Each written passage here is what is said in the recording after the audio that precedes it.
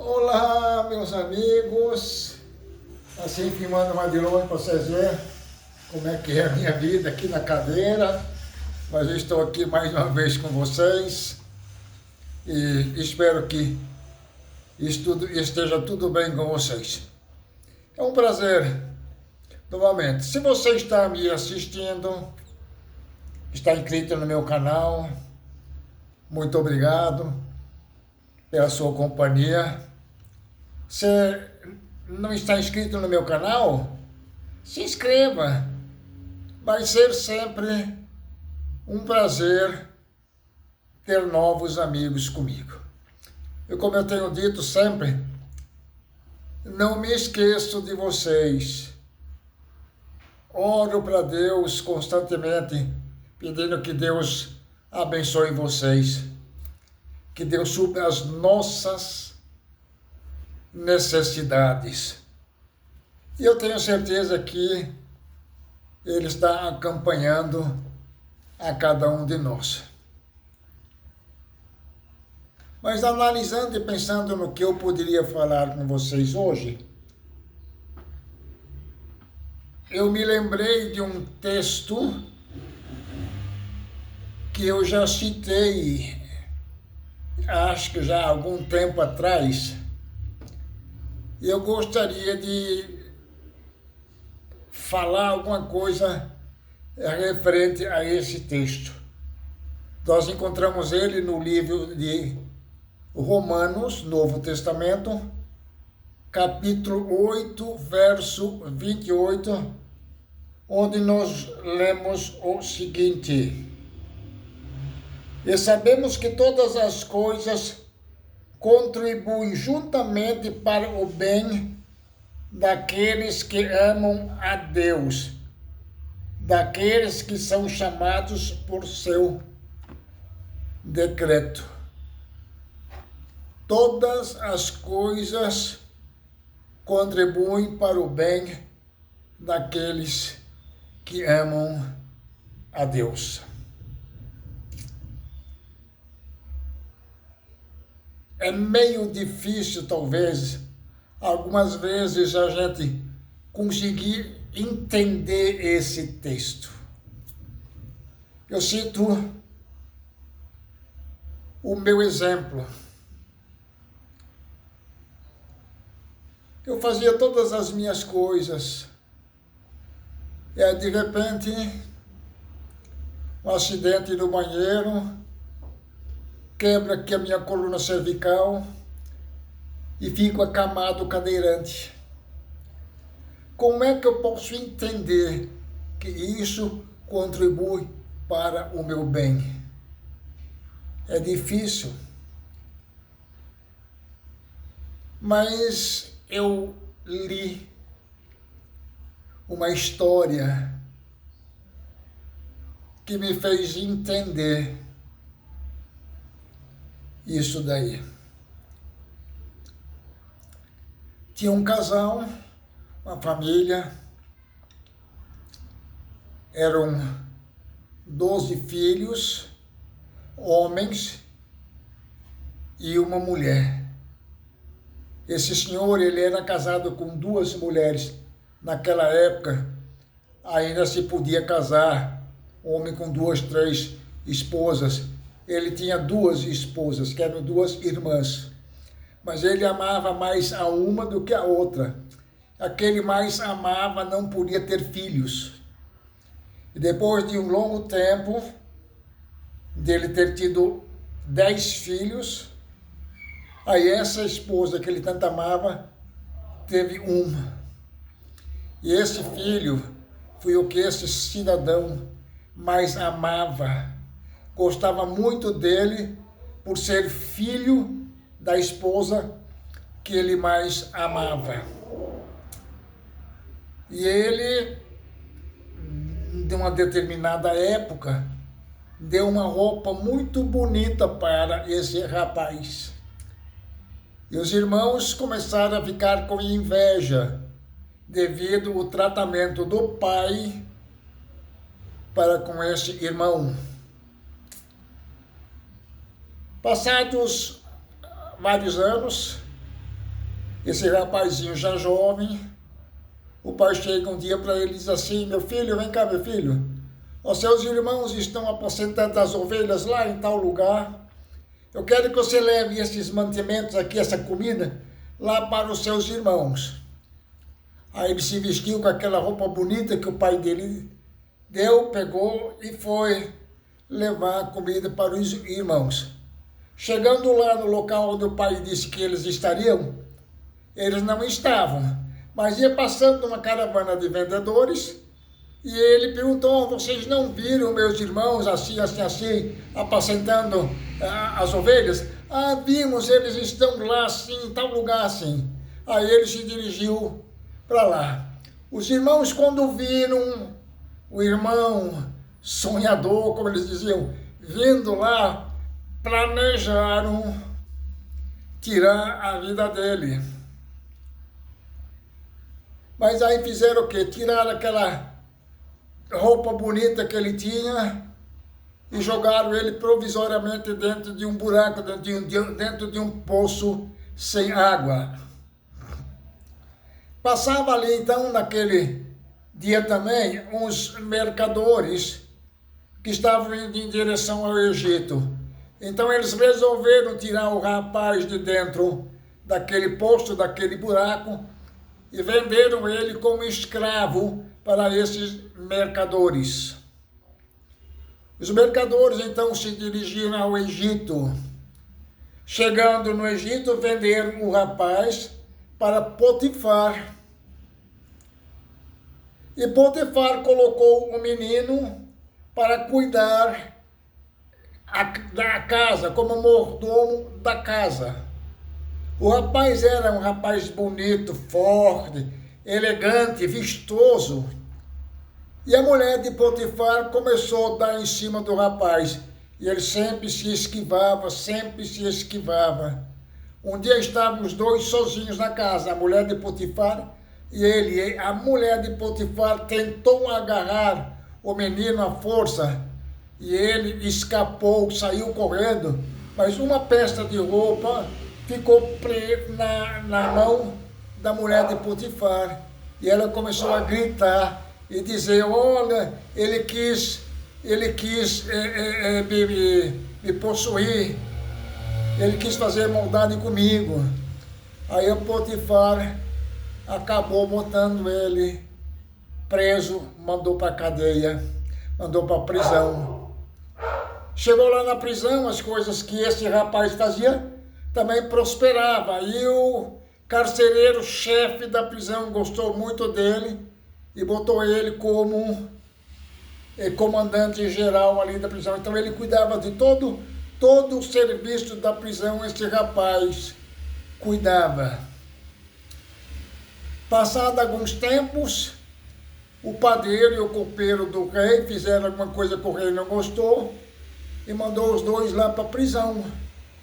E esse rapaz cuidava também desses dois. E numa manhã o rapaz acordou e viu que o padeiro e o copeiro estavam com semblante meio preocupados. Aí ele perguntou assim: o que é que vocês têm?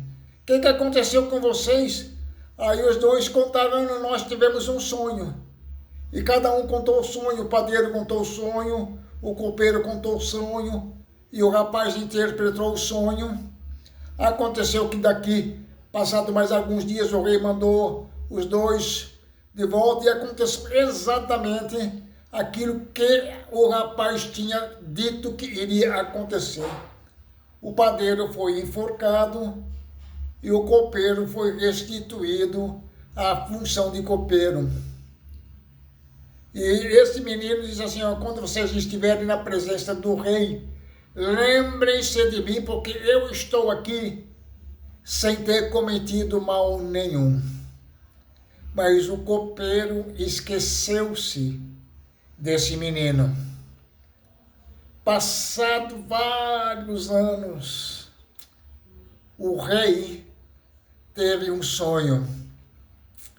E aí o rei acordou preocupado, querendo saber o que esse sonho significava, e mandou chamar todos os magos, intérpretes e adivinhadores do reino, ninguém conseguiu interpretar o sonho do rei. Aí o copeiro se lembrou: olha, eu esqueci daquele menino, e falou para o rei: olha, rei, aconteceu assim conosco, comigo e com o padeiro, nós somos presos que o senhor mandou prender. Lá nós tivemos um sonho, falamos com esse menino e ele interpretou o sonho e aconteceu exatamente aquilo que ele falou. Eu acho que esse menino vai conseguir interpretar o seu sonho. O rei mandou então chamar o menino se barbeou, tomou um banho, trocou as roupas de presidiário por uma roupa normal e foi se apresentar ao rei. Chegando lá, o rei contou o sonho e o rapaz interpretou o sonho. E aí o rei falou: não existe ninguém mais sábio do que esse menino, do que esse rapaz. Consultou os grandes do reino e disse assim: olha, igualzinho a esse, não tem aqui, vamos colocá-lo como o governador do Egito. Essa história, meus amigos, é a história de José.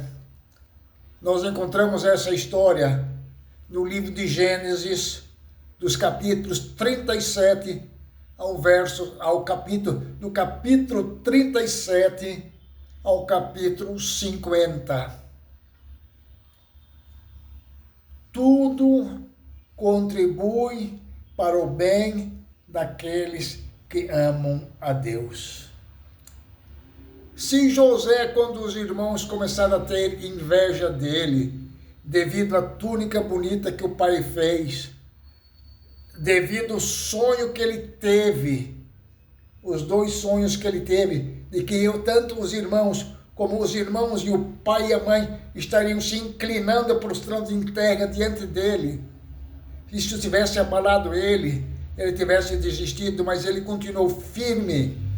Se os irmãos dele, quando venderam ele tivesse desistido. Se quando Potifar botou ele para a prisão, ele tivesse desistido, ele não seria governador do Egito. E aí foi que eu entendi. Tudo contribui para o bem daqueles que amam a Deus. A gente muitas vezes não consegue entender.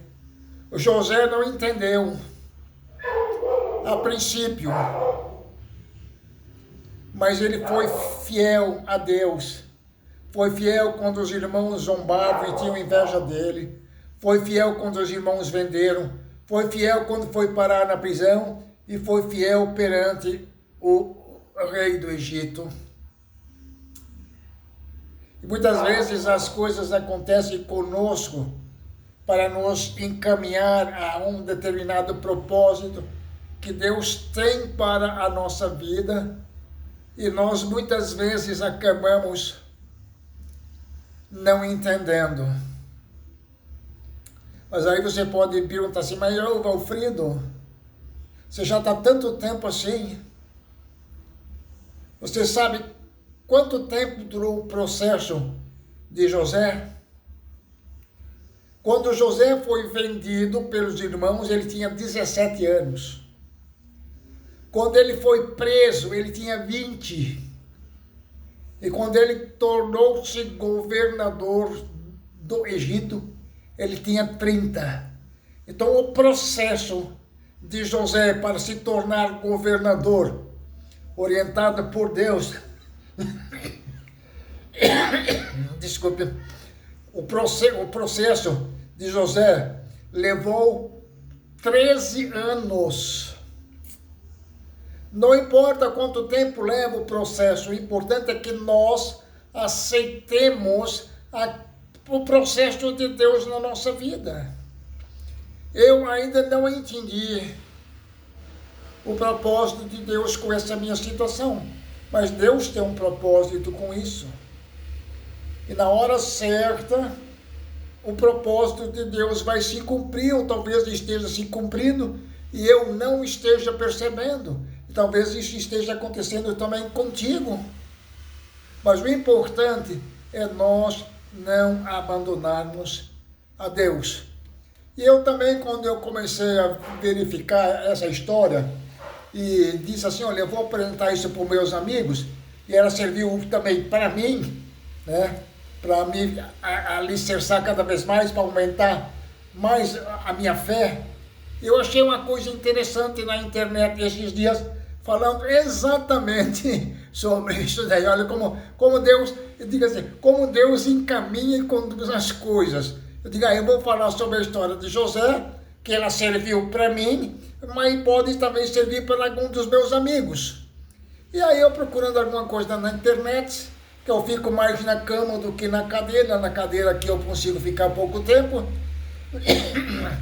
Aí eu procurando, eu achei uma coisa interessante, que diz assim, olha, a casa de Potifar foi abençoada porque José estava lá. A prisão onde José foi, também foi abençoada porque José estava lá. O Egito foi abençoado porque José estava lá. A bênção de Deus não está em lugares ou coisas. Olha aqui, ó. As bênçãos de Deus não estão em lugares e nem em coisas. A bênção de Deus está em você. A bênção de Deus está em mim. Onde você estiver, ali estarão as bênçãos de Deus. Onde você estiver, ali também estarão as bênçãos de Deus. Tudo contribui para o bem daqueles que amam a Deus.